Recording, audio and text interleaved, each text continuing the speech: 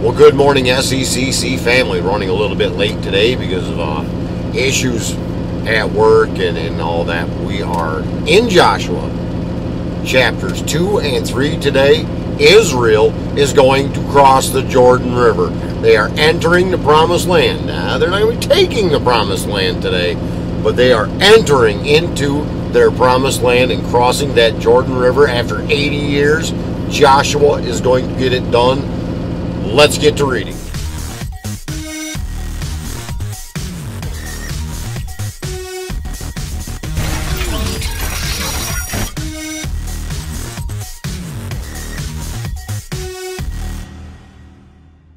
Joshua chapter 2. And Joshua the son of Nun sent 2 men secretly from Shittim as spies, saying, "Go, view the land, especially Jericho." And they went and came into the house of a prostitute whose name was Rahab, and lodged there. And it was told the king of Jericho, "Behold, men of Israel have come here tonight to search out the land."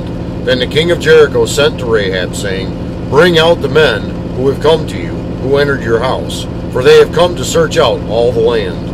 But the woman had taken the 2 men and hidden them. And she said, "True, the men came to me, but I did not know where they were from. And when the gate was about to be closed at dark, the men went out. I do not know where the men went. Pursue them quickly, for you will overtake them." But she had brought them up to the roof and hid them with the stalks of flax that she had laid in order on the roof. So the men pursued after them on the way to the Jordan as far as the fords. And the gate was shut as soon as the pursuers had gone out. Before the men lay down, she came up to them on the roof and said to them, "I know that the Lord has given you the land, and that the fear of you has fallen upon us, and that all of the inhabitants of the land melt before you. For we have heard how the Lord dried up the water of the Red Sea before you when you came out of Egypt, what you did to the 2 kings of the Amorites who were beyond the Jordan, to Sihon and Og, whom you devoted to destruction. And as soon as we heard it, our hearts melted, and there was no spirit left in any man because of you. For the Lord your God, He is God in the heavens above and on the earth beneath. Now then, please swear to me by the Lord that as I have dealt kindly with you, you also will deal kindly with my father's house, and give me a sure sign that you will save alive my father and my mother, my brothers and sisters, and all who belong to them, and deliver our lives from death." And men said to her, "Our life for yours, even to death. If you do not tell this business of ours, then when the Lord gives us the land, we will deal kindly and faithfully with you." Then she let them down by a rope through the window, for her house was built into the city wall, so that she lived in the wall. And she said to them, "Go into the hills, or the pursuers will encounter you, and hide there 3 days until the pursuers have returned. Then afterward you may go your way." The men said to her, "We will be guiltless with respect to this oath of yours that you have made us swear. Behold, when we come into the land, you shall tie this scarlet cord in the window through which you let us down, and you shall gather into your house your father and mother and brothers and all your father's household.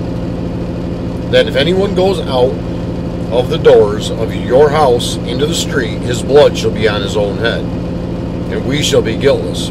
But if a hand is laid on anyone who was with you in this house, his blood shall be on our head. But if you tell this business of ours, then we shall be guiltless with respect to your oath that you have made us swear." And she said, "According to your words, so be it." Then she sent them away, and they departed, and she tied the scarlet cord in the window. They departed and went into the hills, and remained there 3 days until the pursuers returned. And the pursuers searched all along the way and found nothing. Then the men returned and came down from the hills and passed over and came to Joshua the son of Nun.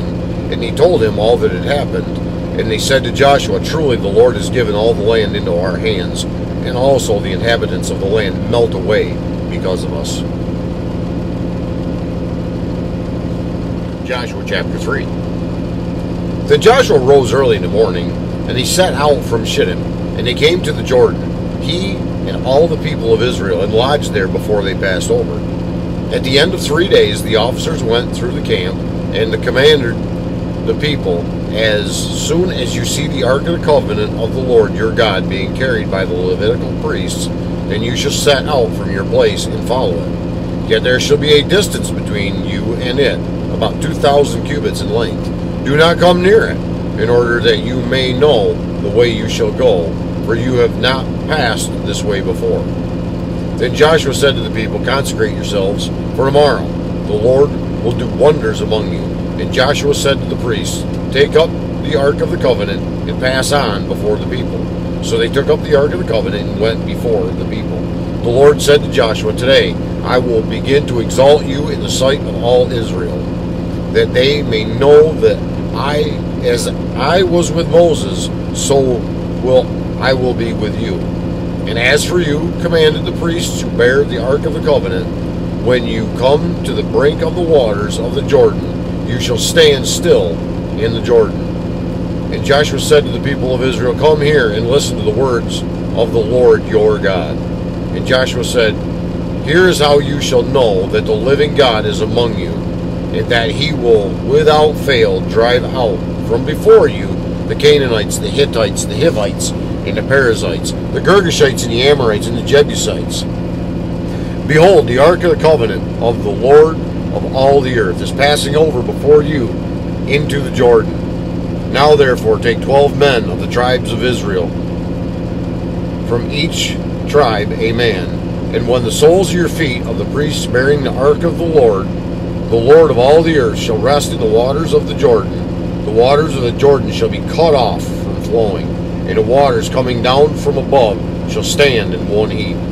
So when the people set out from their tents to pass over the Jordan with the priests bearing the ark of the covenant before the people, and as soon as those bearing the ark had come as far as the Jordan, and the feet of the priests bearing the ark were dipped in the brink of the water, now the Jordan overflows all its banks throughout the time of the harvest. The waters coming down from above stood and rose up in a heap very far away at Adam, the city that is beside Zarethan, and those flowing down toward the sea of the Arabah, the salt sea, were completely cut off, and the people passed over opposite Jericho. Now the priests bearing the ark of the covenant of the Lord stood firmly on dry ground in the midst of the Jordan, and all Israel was passing over on dry ground until all the nation finished passing over the Jordan. This wraps up chapters 2 and 3 of Joshua. And as you just heard, we've gotten there. Israel has crossed the Jordan River and is approaching Jericho. Tomorrow, as we go a little bit farther into God's holy word, we're going to see what happens next. Things are going to be happening quite quickly here, and things went a little slow for a while, let's face it. But things are definitely picking up speed, and with Joshua, things are really going to happen. So, until we get together again tomorrow, hopefully 7 a.m., I would ask that God would richly bless you. Yes, you. Have a great and godly day, and I will see you tomorrow.